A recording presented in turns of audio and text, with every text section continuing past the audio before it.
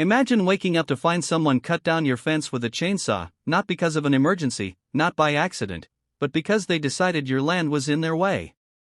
That's exactly what happened to me, and when I found out it was the HOA president behind it, I didn't just fix the fence. I made sure they could never use my land again. Life on my ranch had always been simple, peaceful, and exactly the way I wanted it. I had moved out of the busy town years ago because I was tired of the constant noise, the rules, and the neighbors who always had something to complain about. Out here, just a few miles outside the edge of town, the world felt different. The mornings started with the sound of birds instead of car horns, and the only traffic I had to deal with was a few deer crossing the dirt road leading up to my property. My ranch wasn't some massive spread like you see in movies, but it was big enough to give me space, privacy, and freedom. That land was mine, every inch of it, and I had worked hard to make it exactly the way I wanted. A wooden fence surrounded the property, one that had been there for years before I even bought the place. It wasn't just a barrier, it was a clear sign that the land inside belonged to me, and people outside had no business crossing it. I had put time and money into maintaining it, replacing old posts, sanding rough edges, and keeping it in shape. That fence was more than just wood nailed together, it was peace of mind. I didn't have to worry about unwanted visitors, stray animals, or anyone using my land as a shortcut. Out in the country, people respected boundaries. Everyone knew what belonged to who, and it stayed that way. Every morning, I'd grab a cup of coffee and walk the property line just to enjoy the quiet. The sun would rise over the hills, casting a golden glow across the fields, and for a little while, it felt like I was the only person in the world. Those moments made all the hard work worth it, fixing barns, caring for livestock, mowing acres of grass. Ranch life wasn't easy, but it was honest, and I loved every second of it. It also gave me something I could never get in town: privacy. I didn't have a homeowners association breathing down my neck about what color my house was or how tall my grass had grown. I didn't have neighbors gossiping about where I parked my truck. On my ranch, I made the rules, and the fence was the line that kept it that way. For me, that fence symbolized freedom. Behind it, I was free to live life on my own terms. At that time, I never imagined that anyone would dare to cross that boundary, let alone destroy it. It never crossed my mind that someone would be bold enough or entitled enough to think they had the right to take down something that clearly wasn't theirs. I was about to learn, though, that not everyone shared the same respect for property or privacy that I did. One morning started like any other. The air was cool, the sky was just starting to light up, and I was heading out for my usual walk along the property line with a hot cup of coffee in my hand. Everything seemed normal until I got closer to the north side of the ranch. At first, I thought my eyes were playing tricks on me because something looked off. The fence didn't look the way it usually did. I walked closer, and that's when my stomach dropped. A whole section of the fence was gone, completely taken down. I stopped in my tracks, staring at the open gap. The wooden posts that had once stood solid were now lying splintered on the ground, and the rails were nowhere to be seen. At first, I thought maybe a storm had rolled through overnight, but I hadn't heard a thing. Then I considered animals. Sometimes deer or even cattle can push against a weak spot and break it, but the break was too clean. That's when I noticed the marks on the wood. They weren't from weather or animals. They were straight cuts, sharp, even, deliberate. Someone had taken a chainsaw to my fence. My first reaction was disbelief. Who in their right mind would come onto someone else's land, cut down a fence, and think that was okay? I felt my heart start to race. My fence wasn't just some decoration, it was a legal boundary, the line that marked where my land began and ended. For someone to cross it, let alone destroy it, wasn't just disrespectful, it was trespassing and vandalism. I walked through the opening, scanning the ground for tire tracks or footprints. Sure enough, there were signs of people coming through, like it had already been used as a passage. That's when anger started to creep in. I knew this wasn't an accident. Someone had deliberately come here, cut the fence, and decided my property line didn't matter. It wasn't about the wood, the nails, or the money it would take to fix it. It was about the principle. That fence represented my privacy, my hard work, and my right to keep my land secure. Seeing it cut down so carelessly felt like someone had spit in my face. I stood there, trying to piece together who could have done it and why. My nearest neighbors respected me, and no one else had ever caused problems. But deep down, I already had a suspicion. The local homeowners association had been making noise for a while about wanting better access to certain areas, and my land happened to be in the way.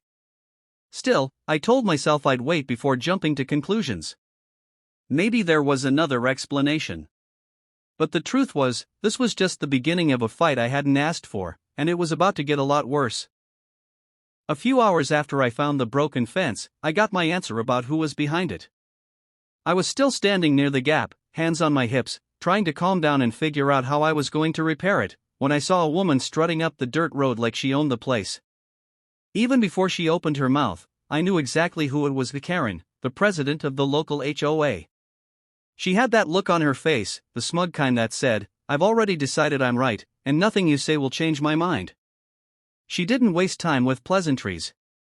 She looked at the fence, then at me, and said in the most casual tone imaginable, "Oh, good, you saw it." We went ahead and cleared this section. It was blocking access for our residents.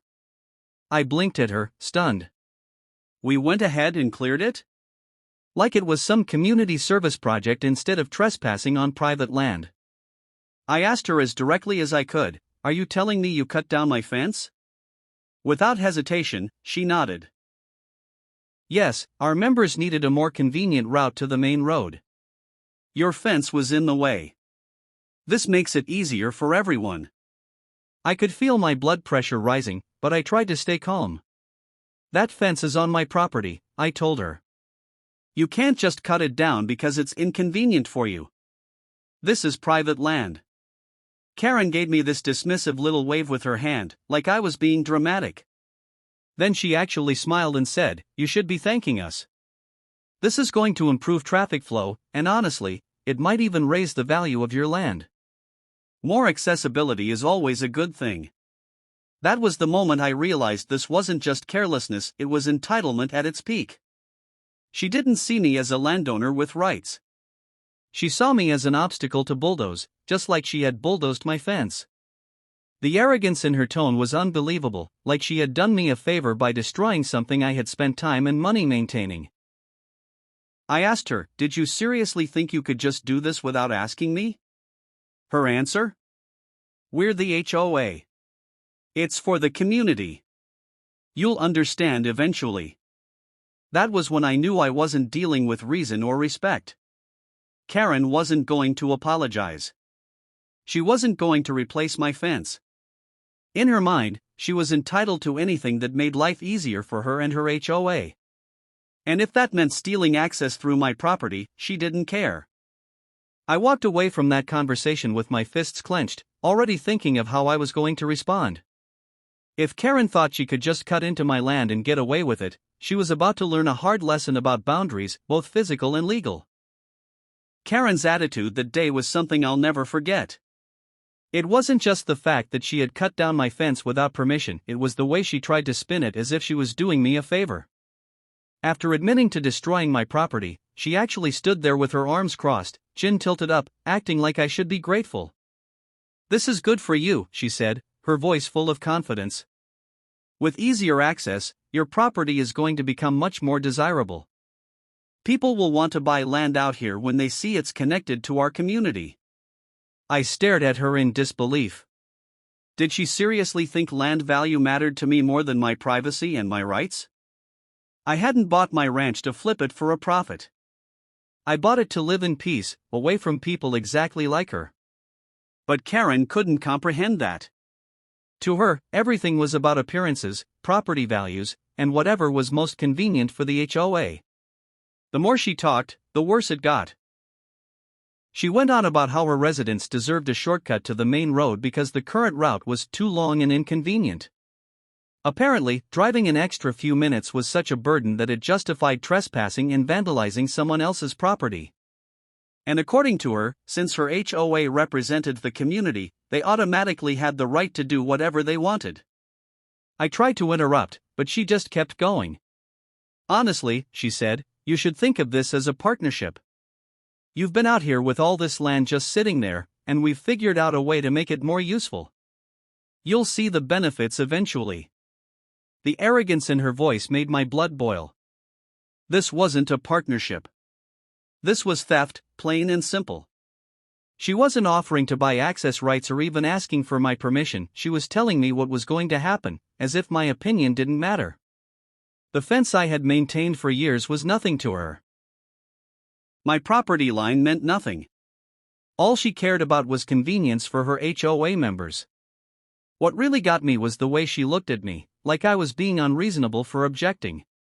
To her, I wasn't a landowner protecting his rights, I was just a stubborn obstacle standing in the way of progress. That smug look on her face made it clear she fully expected me to back down and let her have her way. But the more she talked, the more determined I became. I wasn't about to let some entitled HOA president walk all over me. She thought cutting down my fence was the end of the story, but she had no idea what was coming next. If she wanted to test just how much control she really had, I was more than ready to show her exactly where her power stopped and where mine began. What Karen didn't realize was that while she thought she had the upper hand, I had something she and her HOA desperately relied on.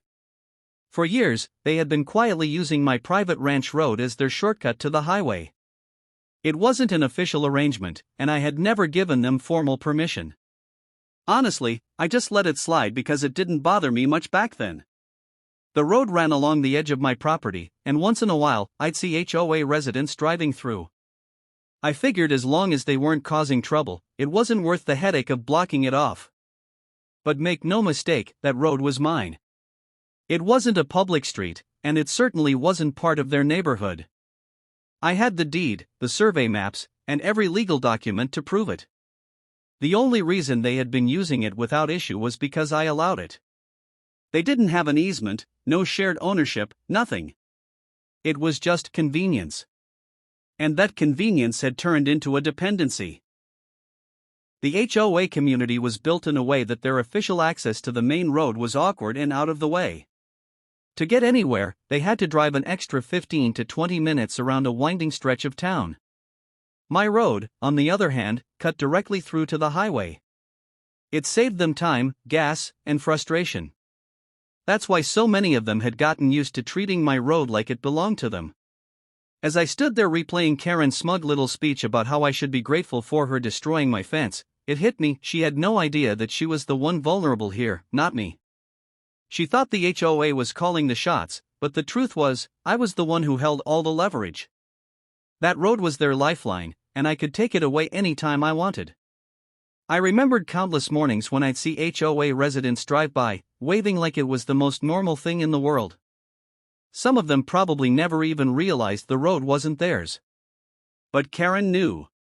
She had to. And she had taken my patience for weakness. Cutting down my fence was proof that she thought she could keep pushing until I gave in completely. That's when the idea started to form in my mind. If she wanted to play this game of entitlement, fine. But two could play. She had already crossed the line, and now it was time for me to show her that lines matter, especially property lines. The road they depended on, the shortcut they couldn't live without, was about to be off limits. I wasn't just going to repair my fence, I was going to put the HOA in a position where they'd regret ever touching it in the first place. The more I thought about it, the clearer my decision became. Karen had crossed a line, and the only way to deal with someone like her was to draw a new one bold, solid, and impossible to ignore. Fixing the fence would have been the obvious move, but that wasn't enough. She had to understand that my property wasn't hers to carve up whenever she felt like it.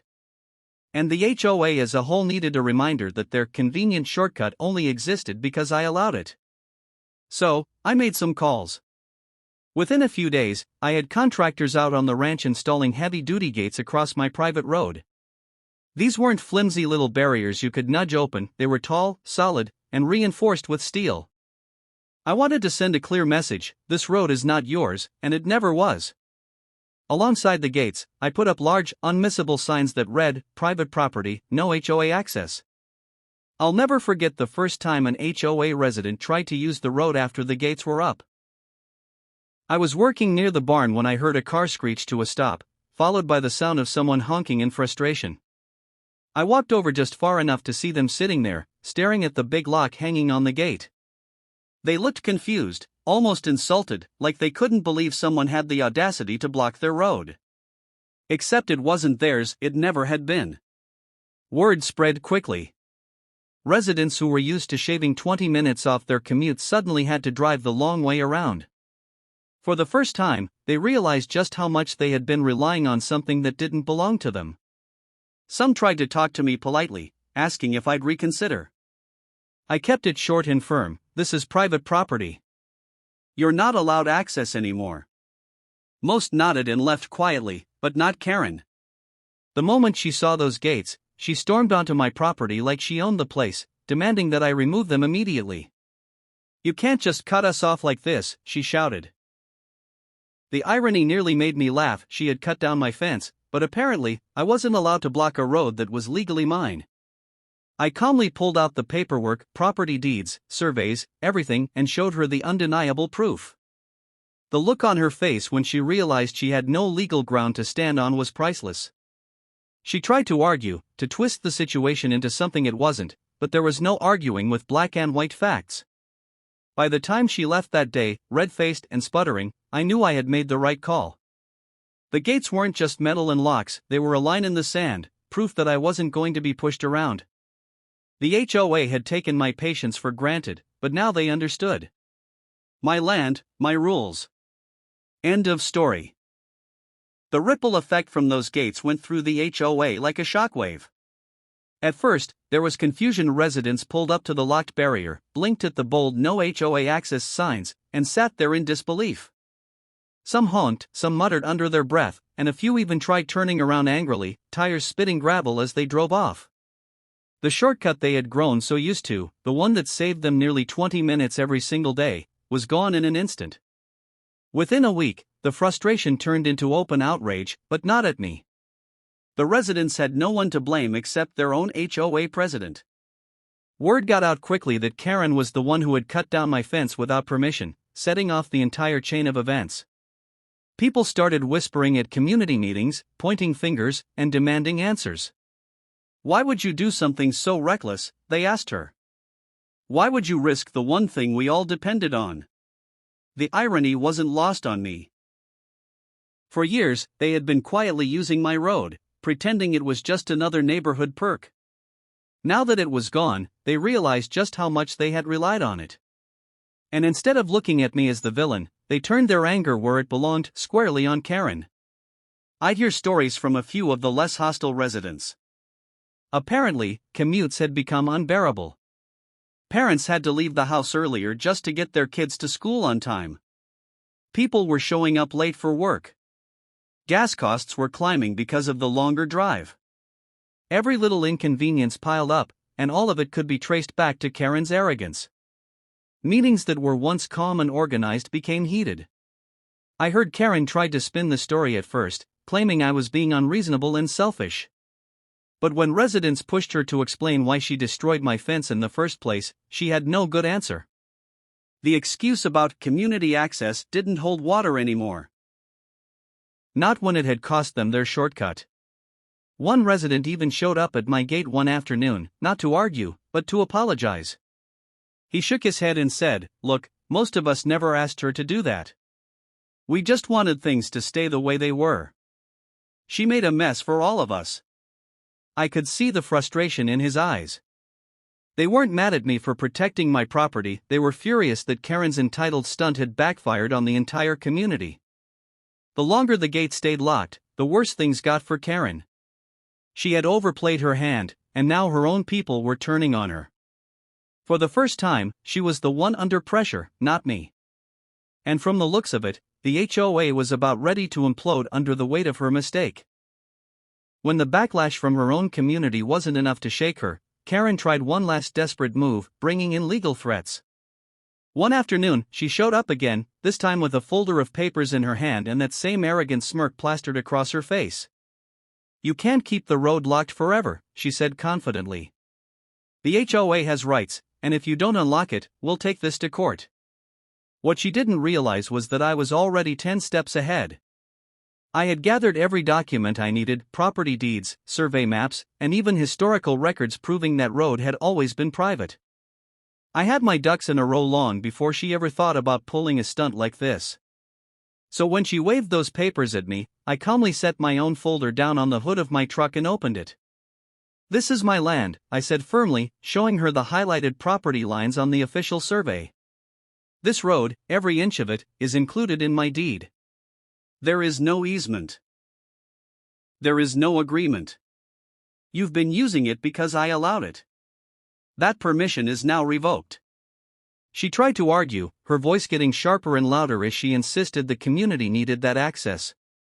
But when it finally did make its way into a courtroom, the judge didn't even hesitate. The law was crystal clear: the road belonged to me. The HOA had no claim, no rights, and no leg to stand on. Karen's face went pale when the ruling came down. All her bluster, all her entitlement, it meant nothing against hard proof. After that, things changed fast. The HOA had to accept that their shortcut was gone for good. Residents kept pressuring Karen, angry that her reckless decision had cost them something so valuable. Some wanted her to resign as president. Others flat out refused to support her in future community decisions. Slowly but surely, her influence unraveled. Meanwhile, I rebuilt my fence, stronger than before. I kept the gates locked on the road, and every time I saw a car from the HOA drive past on the long route, I couldn't help but smile. Justice had been served, and I hadn't had to do anything shady, just stand firm on my rights as a property owner. For me, the victory wasn't just about winning against Karen. It was about setting a boundary that could never again be crossed. The cut-down fence became a reminder of how far entitlement can go, and the locked gates became proof that respect has to be earned, not demanded. The lesson was clear for everyone involved: you can't steal access, you can't bulldoze someone's property, and you definitely can't mess with a rancher who knows the value of his land.